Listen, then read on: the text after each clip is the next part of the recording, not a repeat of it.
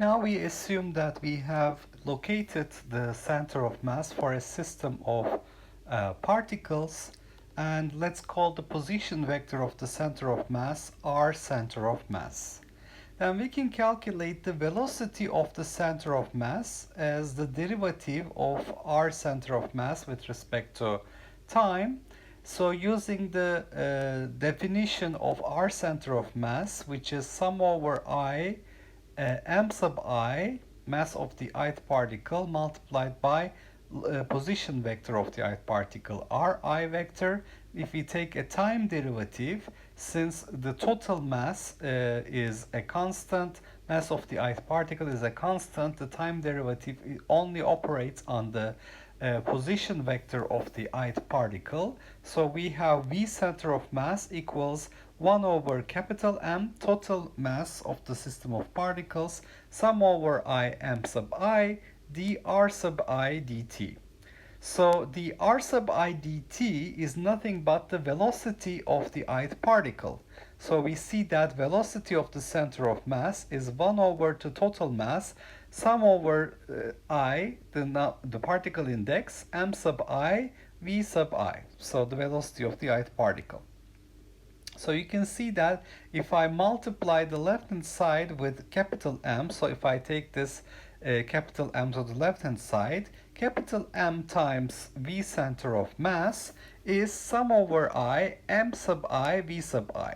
Now M sub I multiplied by the velocity vector of the ith particle would be its momentum. So if I add over all particles, this would give me the total momentum, sum over IPI, which is the total momentum. So I see that the total momentum, linear momentum of the system, is the total mass of the system multiplied with the velocity of the center of mass. So the total linear momentum of the system is equal to that of a single particle of mass capital M and velocity, center of mass, velocity. If I take one more time derivative, I obtain dv center of mass dt, which is the acceleration of the center of mass. This is 1 over capital M, sum over I, m sub I, dvi dt. dvi dt is acceleration of the ith particle. So mass of the ith particle multiplied by acceleration of the ith particle using Newton's second law is the net force acting on the ith particle, F sub I. So if I add all the forces acting on these particles, I obtain mass times acceleration of the center of mass. And since the internal forces will cancel out in pairs, the net force that we will see on the system of particles will be the net external force, that is capital M, the total mass of the particle system multiplied by the acceleration of the center of mass. So that's Newton's second law. The center of mass of a system of particles with total mass capital M behaves like an equivalent particle of mass capital M under the influence of the net external force on the system. So if I write sum over all the external forces, and by using the fact that I have acceleration of the center of mass is dv dt. So if I multiply the net external force with dt and integrate it over time, I obtain mass times acceleration of center of mass times dt, dv center of mass dt derivative multiplied by dt. That gives us the change in the center of mass velocity. So mass times, total mass times the change in the center of mass velocity is the change in the total linear momentum of the system, and that is equal to impulse, the integral net force dt. So this is our impulse momentum theorem recovered. And if the net external force acting on a system is 0, then we have capital mass times capital M, the total mass, times velocity of the center of mass, total linear momentum is a constant. dp total dt is 0, so total linear momentum is a constant. conservation of linear momentum implies the velocity of the center of mass is a constant. So for an isolated system of particles, that means the system of particles does not have a net external force acting on it. Both the total momentum, total linear momentum, and the velocity of the center of mass are constants in time. So conservation of linear momentum for an isolated system of particles is equivalent to saying that the velocity of the center of mass is a constant in time. Now let's take a look at a few examples. In the 1968 Olympic Games, University of Oregon jumper Dick Fosbury introduced a new technique of high jumping called the Fosbury flop. It contributed to raising the world record by about 30 centimeters and is currently used by nearly every world-class jumper. In this technique, the jumper goes over the bar face up while arcing her back as much as possible. This action places her center of mass outside her body, below her back. As her body goes over the bar, her center of mass passes below the bar. Because a given energy input implies a certain elevation for her center of mass, the action of arcing her back means that her body is higher than if her back were straight. As a model, consider the jumper as a thin uniform rod of length capital L. When the rod is straight, its center of mass is at its center. Now, we're going to bend the rod in a circular arc so that it subtends an angle of 90 degrees at the center of the arc. In this configuration, how far outside the rod is the center of mass? So this is basically modeling the body as a circular arc, making an angle 90 degree with the center, and we want to locate the new center of mass of this system. So if we have a radial distance r from the center, and if we change the angle with the x-axis theta by a small amount d theta, you can see that the differential length, which is the arc length, will be r d theta.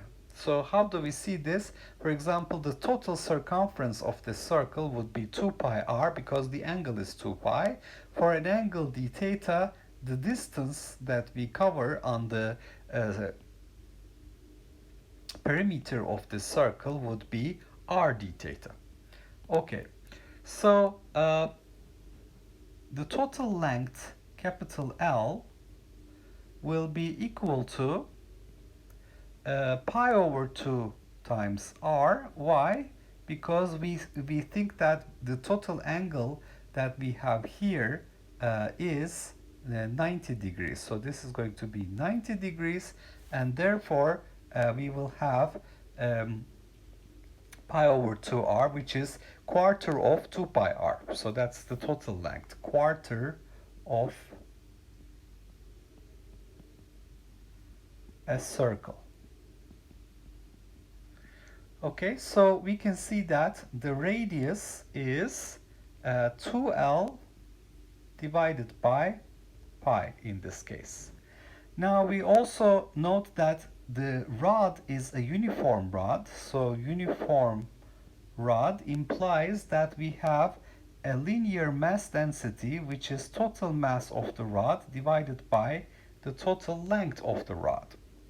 Now, if I take a mass element on this rod, so if I'm at a differential arc length ds here, so ds is equal to r d theta, which is 2L divided by pi d theta. So what is the mass of this element?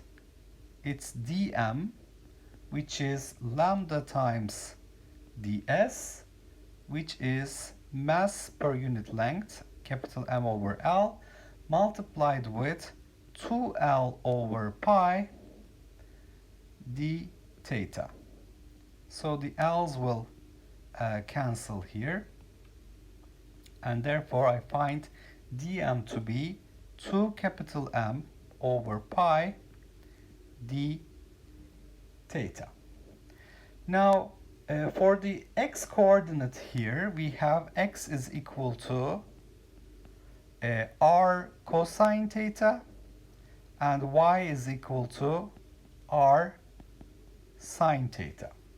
So if I want to locate the center of mass on the y-axis, y center of mass, that is by definition 1 over capital M integral y dm. So this is 1 over capital M. The y-coordinate of the position vector of this mass element is r sine theta, and its dm is 2 capital M over pi d theta. The capital M's will cancel, and this will give me 2r divided by pi. The integral of sine theta d theta is minus cosine theta, which will be evaluated between, since I have defined theta with respect to the x-axis in this configuration, this angle theta will vary between pi over 4 and 3 pi over 4. So these extremes, this will be pi over 4 here, and this extreme, let me consider, this extreme will cover an angle here, also pi over 4, which is pi minus pi over 4, 3 pi over 4 with respect to the x-axis. So we will have an angle variation from pi over 4 to 3 pi over 4, so that the total angle that we make here is 90 degrees between the two ends of the bar, the uniform rod. Okay, so the location of the center of mass, y coordinate, is 2r divided by pi minus cosine 3 pi over 4 minus plus cosine pi over 4. Cosine pi over 4 is square root 2 over 2. Cosine 3 pi over 4 is minus square root 2 over 2, but I have a minus sign here. So this will be 2r over pi square root 2 over 2 plus square root 2 over 2, which is 2 square root 2 r divided by pi. Okay, so the center of mass location, y coordinate, is 2 square root 2 divided by pi multiplied with r, which is 2l over pi. So I find this location, y center of mass, is 4l square root 2 divided by pi square. So this is with respect to the origin. I find that it's a distance 4 capital L square root 2 over pi square distance from the origin on the y-axis. Now I have to consider how far outside the rod is the center of mass. So basically it's below the top by a certain amount. So I can conclude that the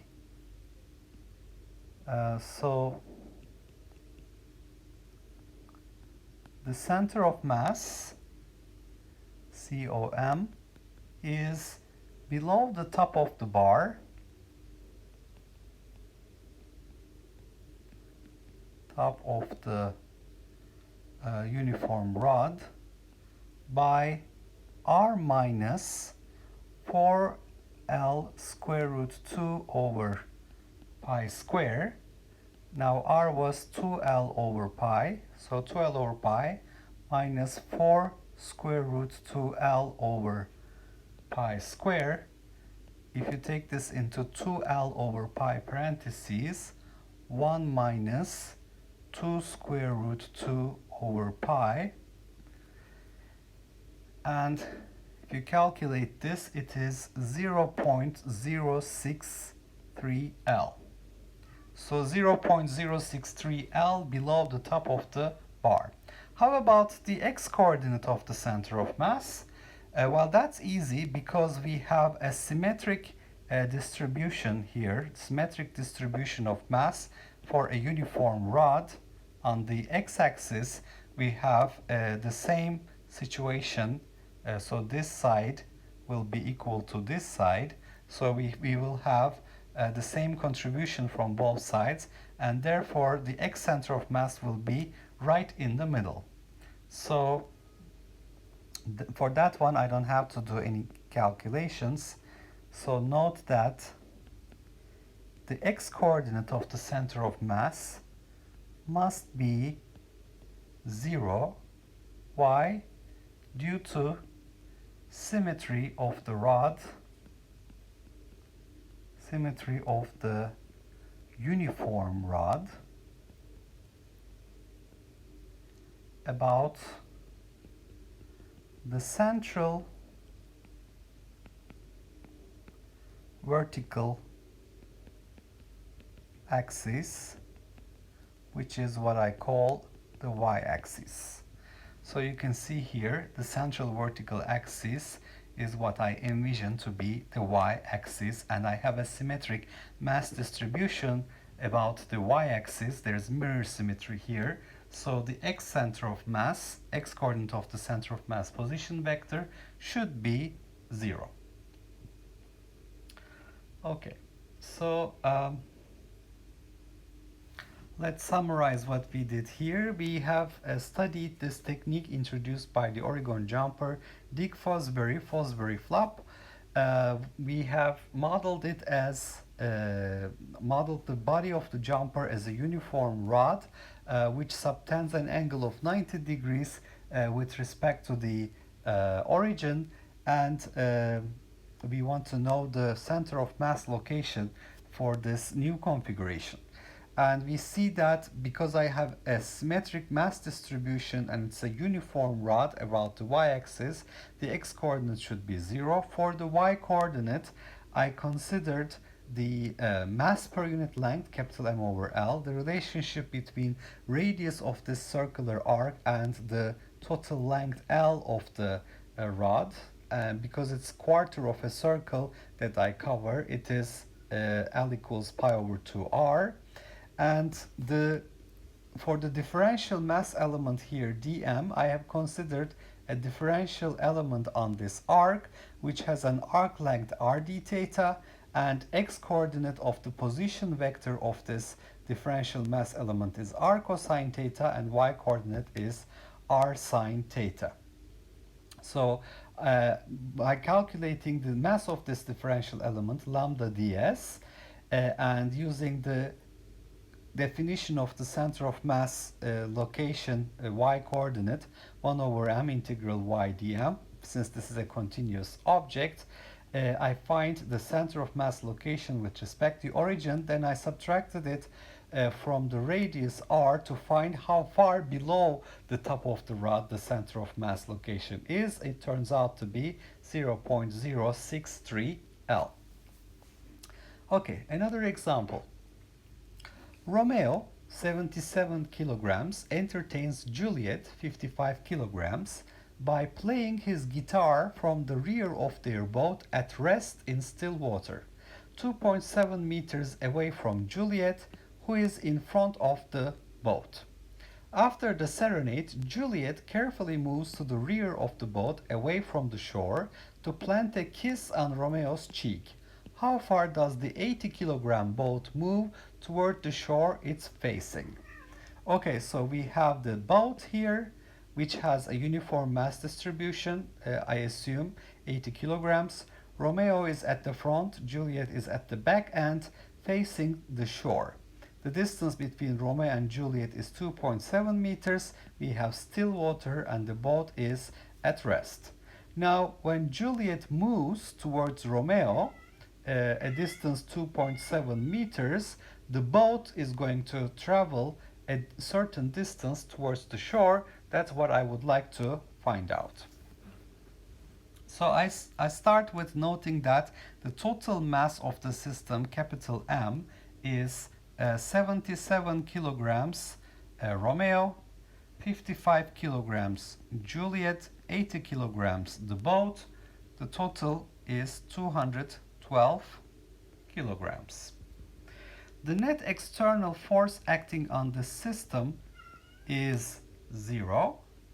So the linear momentum should be conserved, and I know that for a system of three particles like this, it implies that the velocity of the center of mass should be a constant, and since it was 0 at the beginning, it should be 0 at all times. So the velocity of center of mass should be 0.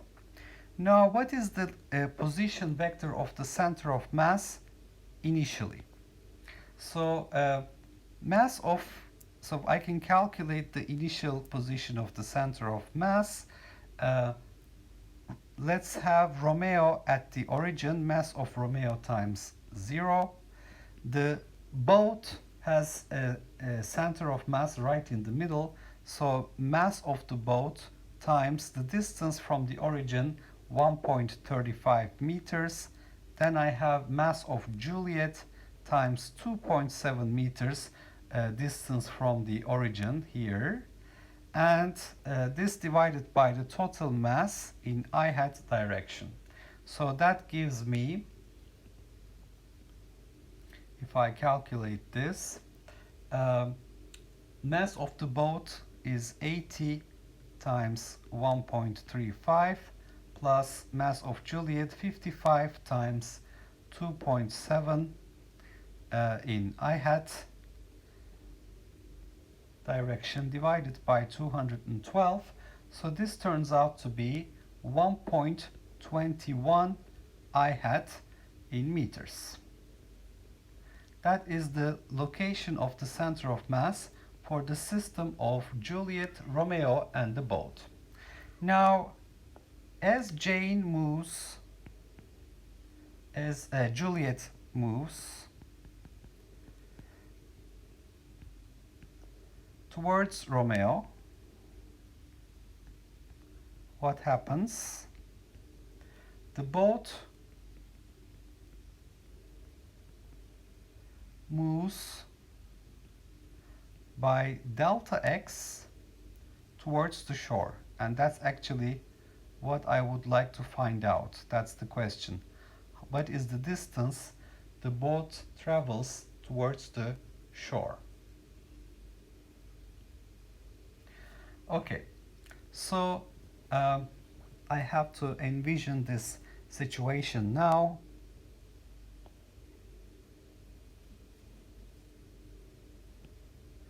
This is my y-axis.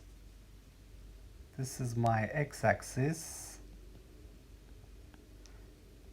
Now Romeo and Juliet are together.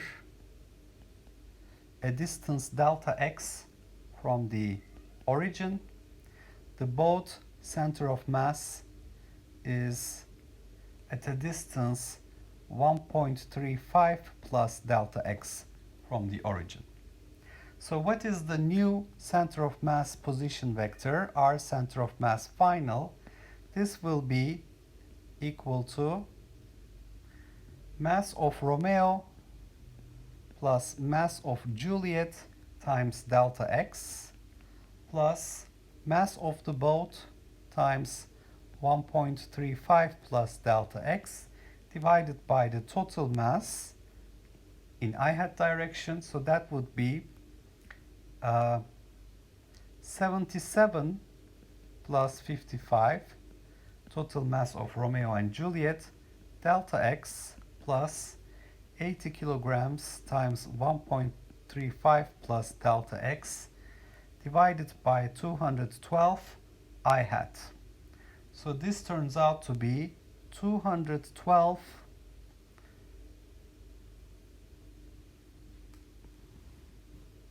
delta x plus 108 divided by 212 I hat. So let me think about this. Velocity of the center of mass is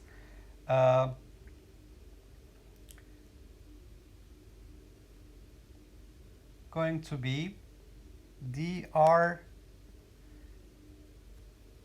It will be equal to the change in the ddt of r center of mass final minus initial. So it's going to be delta r over delta t.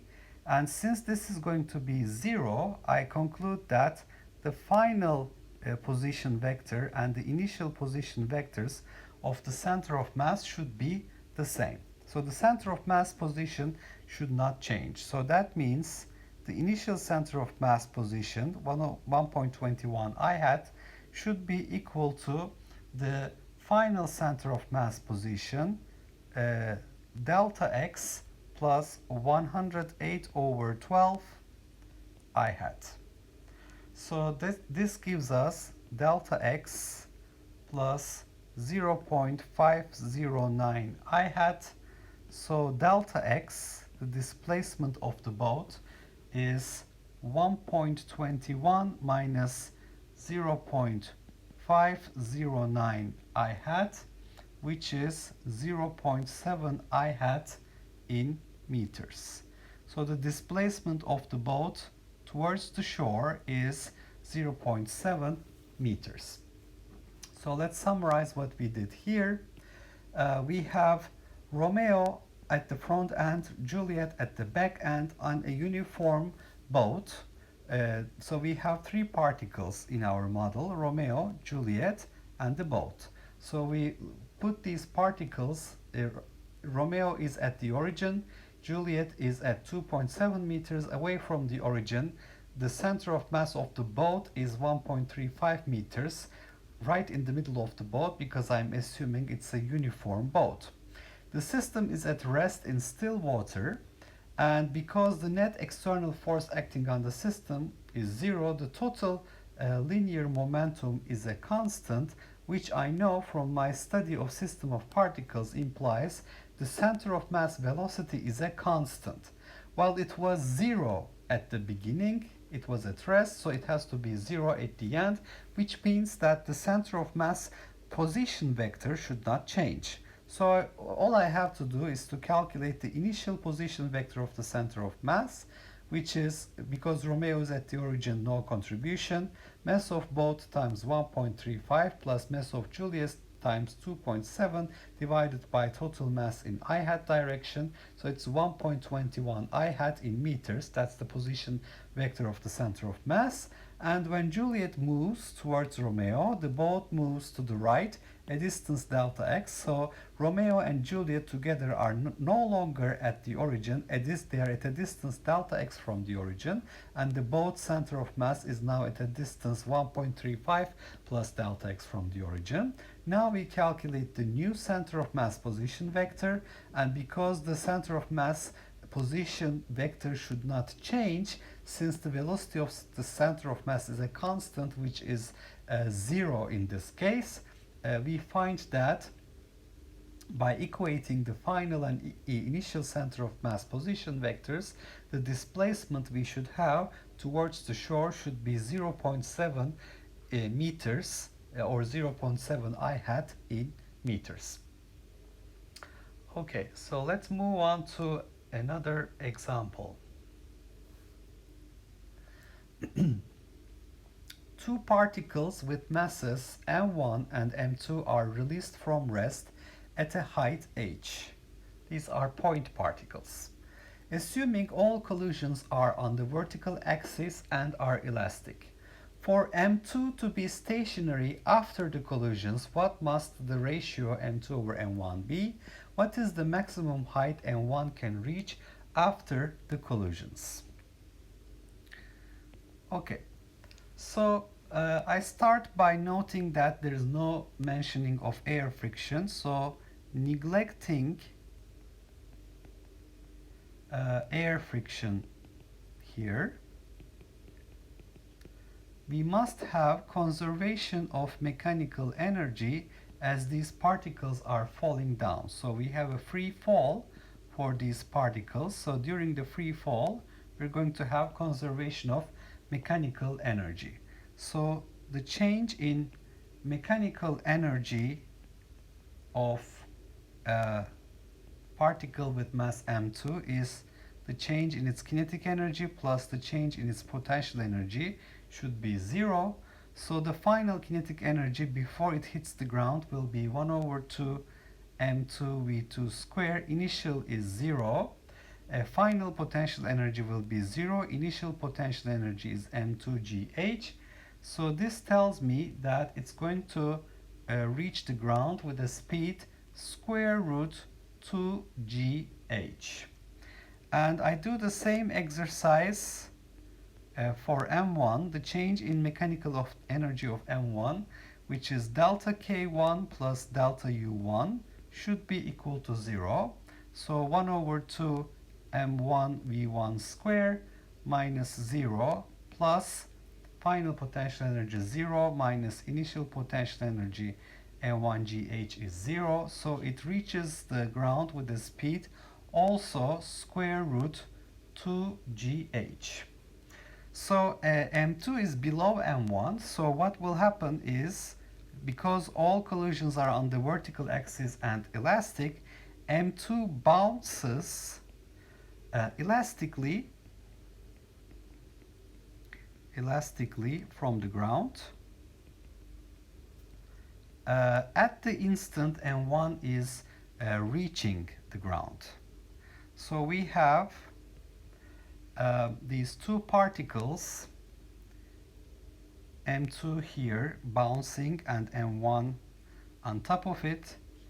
So m2 is bouncing with a speed square root 2gh,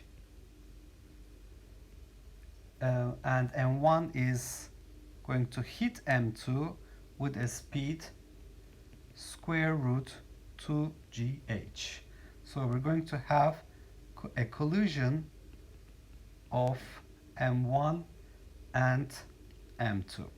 So what type of a collision is this? It's going to be a one-dimensional collision, so it's going to be a head-on, because all collisions are on the vertical axis, head-on elastic collision between m1 and m2.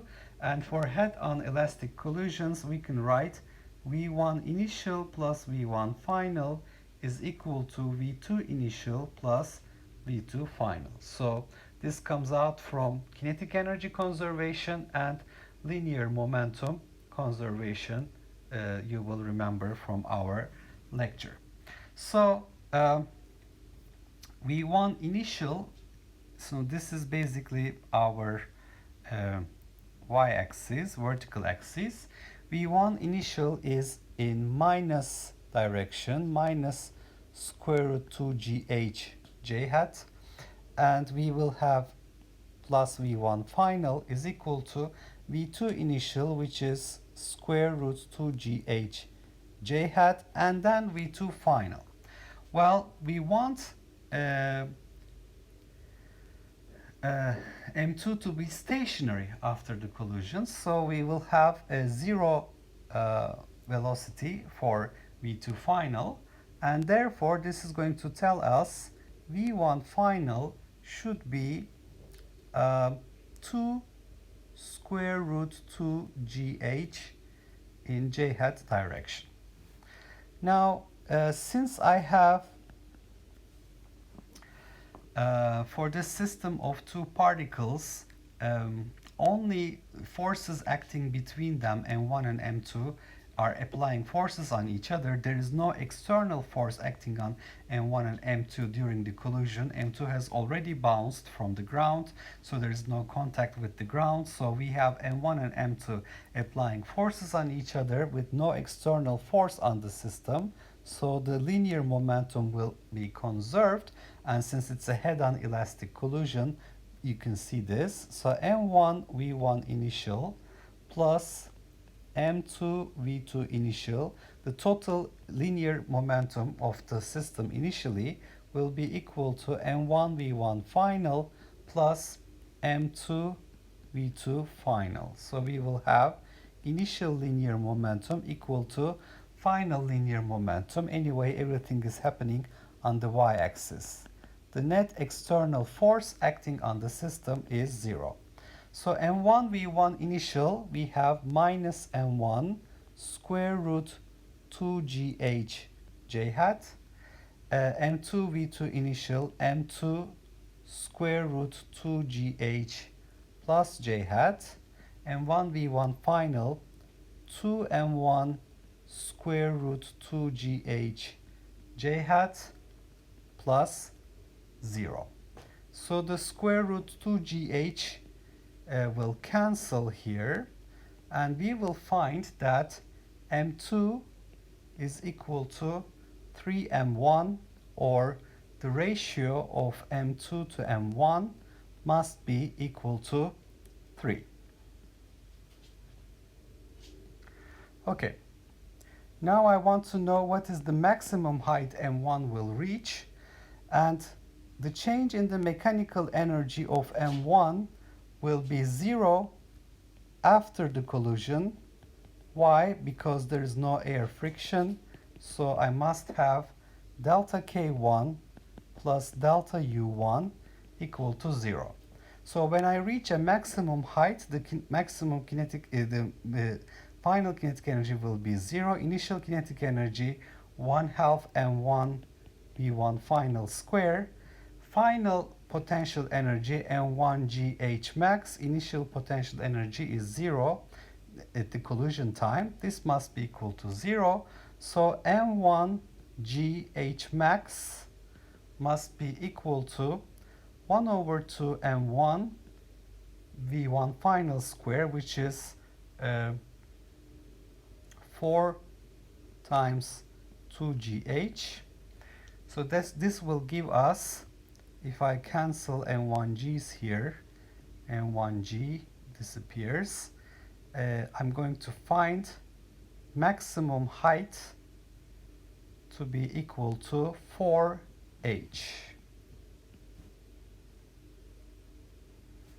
Okay, so to summarize, we have two particles m1, m2 released from rest. Initial kinetic energy 0 at a height h. Initial potential energy would be mgh. Assuming all collisions are on the vertical axis and are elastic. For m2 to be stationary after the collisions, what must their ratio be? And what is the maximum height m1 will reach after the collisions?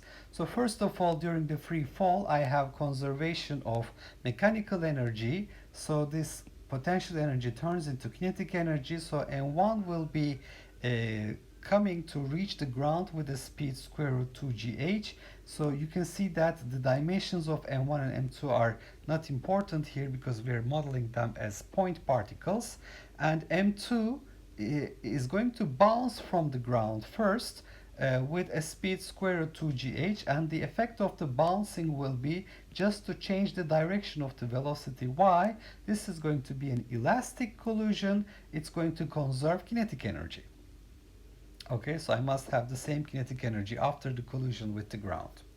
So collision of m1 and m2 on the vertical axis is an elastic collision also, which is an head-on elastic collision. So v1 initial plus v1 final is v2 initial plus v2 final. This applies. This equation we have obtained by considering kinetic energy conservation as well as linear momentum conservation for head-on elastic collisions. So using these, the initial and final velocities, we obtain v1 final to be 2 square root 2gh j hat, and then by inserting this result in the conservation of linear momentum, noting that the net external force acting on the system is 0 during the time of the collision between m1 and m2 with no external forces acting on them, we will find m2 m1 ratio to be 3. And after the collision of m2 and m1, m1 will reach a maximum height. It will bounce from m2 to reach a maximum height, which will make its final kinetic energy 0 and final potential energy m1 gh max. So this allows us to calculate h max to be 4h in terms of the initial height from which these two particles were released.